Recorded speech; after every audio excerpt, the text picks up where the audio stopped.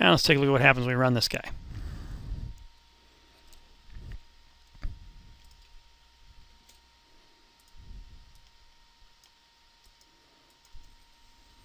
Let's get the keyboard out of there.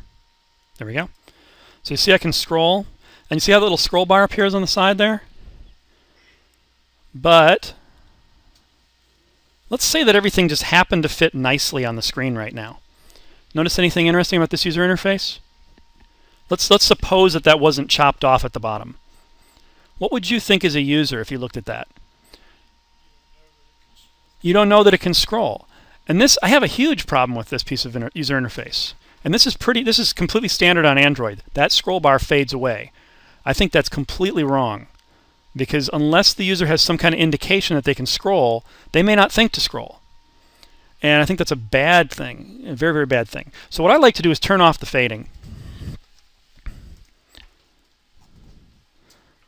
So in the scroll view, you can add in fade scroll bars equals false. And then if I run him,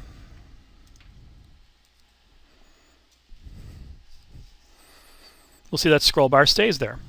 And for some reason my thing is popping up. But you'll see the scroll bar stays there. Now the scroll bar is on top of things. That may offend your sensibilities a little bit. You may want to have its own gutter. Unfortunately, the documentation for this is really bad, and this is one of the most asked questions I've seen online, is what are the different options for putting a gutter there? Because when you read the docs, they make no sense.